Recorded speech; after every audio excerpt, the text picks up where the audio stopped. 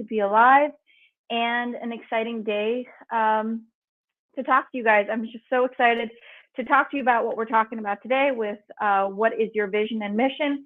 And as usual, I'm just going to go ahead and jump into things so that anybody who's watching this on the repeat doesn't have too much beginning catch up banter, whatever you want to call it, to catch up on. But either way, today, the topic we're talking about whether or not you're living consciously and what your vision and mission is in this life.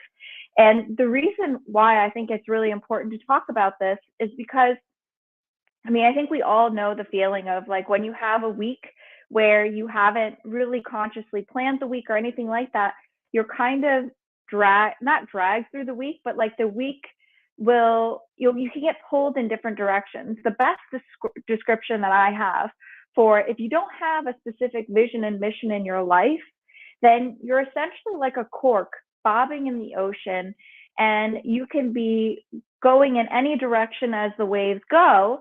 It'll eventually lead you to somewhere, and that doesn't mean that place that you're being led to isn't great. However, you have no hand on the rudder, so to say. You're not steering your life is being steered by you. And yes, we don't always have control over external circumstances. What we do have control over, though, is this. You are the only one that has control over the thoughts that happen here, even though much of what goes on is very subconscious. And that's why we have tools such as therapy and neurolinguistic programming, and also just getting to know yourself to understand what's going on there so that we can rewire ourselves, reprogram ourselves, and also understand ourselves on a deeper level so that if there are things that we want to let go of, that we can let go of them and steer our lives in a different direction. So the reason, so what I was saying is with having a vision and mission. So having a vision and mission for yourself is much like, you're the organization of you. A lot of corporations have visions and missions. Maybe they're more for PR purposes, but for the most part, a vision and mission is something that gives everybody in the organization something that they can beat their drum to. And that also, if you're looking to work with an organization, that hey, this is a great fit for me, this is not a great fit for me. And that's why it's also good in your own life to have an idea of what your vision and mission is in this life, because that can help you make decisions for yourself in your life in terms of not only the people that you interact with, but also the types of activities that you do, because you want to be making decisions based on what your vision and mission is in this life. Now, it's okay for our visions and missions to change. I think that and this is something I've spoken a lot about, whether on camera, off camera, I really don't believe that we are meant to do one thing for the rest of our lives. We are living, breathing beings, and our purpose in this life is to evolve. That's just really what it is, basic down to the basic science of things is evolution. And we experience evolution in our own lives. And so by not admitting to ourselves that our vision and mission has changed, you're really robbing yourself of the greatness that you have within you. Because when we are around people, or we have the beauty of having someone work for us in terms of say you have an attorney, I'm speaking to attorneys, but as from a client perspective, you have an attorney who loves what they're doing, and what they're doing is part of their vision and mission in life. That you are going to be that client is getting that much of a better service than someone who is just trudging through the day-to-day, getting their stuff done, and getting their stuff done, and then moving on at the end of the day, because that person who's trudging through is not engaged. However, that person who is engaged, who has alignment with their vision and mission, they're turned on, they're ready to go, they're seeing things that they otherwise would not see if they weren't on the tunnel view of let me get this done with and over with, opposed to I love what I'm doing, how can I serve, what can I do? And this vision and mission in life, sometimes we're not all in situations where we're necessarily doing what we love, and maybe not every day is going to be your best day, but there are also ways to balance it in terms of what you do outside, and also how you develop your career. And there is a certain fear in admitting that our vision and mission has changed. And I know that fear. As an attorney, we define ourselves as attorneys, and all too often, many of us get burned out. And so many attorneys then say, I don't want to be an attorney anymore, when really they're perhaps not working in the right firm anymore for what their circumstances are. They're not being challenged in the way they like to be challenged, or perhaps you really just don't like the practice of law, what you're doing actually, like your field of specialty, and another field of specialty or a different role would suit you more.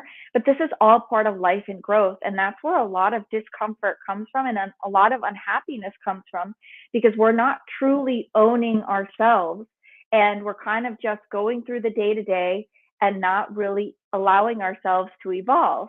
And I really do believe that this is where a lot of the unhappiness stems from in the legal profession. And, also it's a tough job.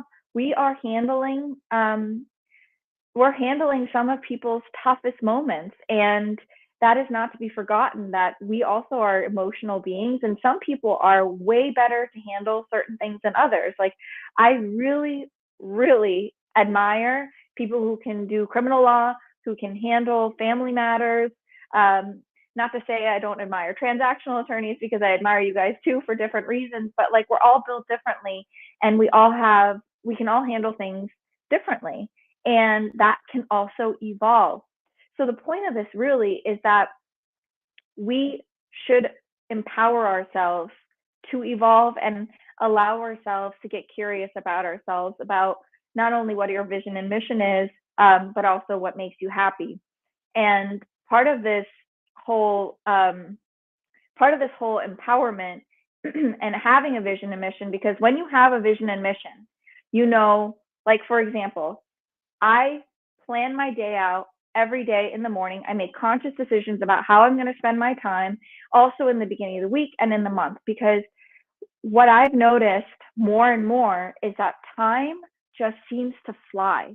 And if you don't have a conscious vision and mission in your life, you can say, I want to do this, but you're not consciously working towards your vision and mission, then 10 years can go by and you won't have done anything. And that live idea, as next week's Monday Motivator would say, is no longer a live idea. And maybe you've moved on to something else, and it's an opportunity for you to, start again and create a vision and mission and get on it. But time really just flies. And that is also why it is so important for us to have a vision and mission in our life, to know what beat we're drumming by, to give ourselves guardrails, to give ourselves purpose. And yeah, like I said, you're not going to be able some days. There's a meme that I absolutely love, where it's like a photo of someone who, and we've all seen this, someone who sent an email and they're like, can we cancel? I've lost control of the day. Things like that can happen. Like, it's life and you can't control outside circumstances, but for the best that you can, having a vision and mission in life helps you steer things more clearly. But also, we should be open to whatever comes up, because a lot of the time when we're working towards a specific vision and mission, and we're also open, it's really beautiful how things come in alignment, where you wouldn't know, like, you're looking for something and then you happen to be in an elevator with a person that has what you're looking for. Like, life surprises us in beautiful ways if we allow it to. Now, one of the second things that I wanted to touch on, because you're probably asking, hey, Sharon, you've talked for 9 minutes. God, woman, I'm just kidding. You've talked for 9 minutes about why it is important, or what's important about having a vision and mission, and what a vision and mission is. But then where do we start? So one of the places that I really think you should start with deciding what your vision and mission in life is and also is what makes you happy, and getting to know yourself, because getting to know you is the missing link, because there's nobody like this on this planet in any existence of time that is exactly like you.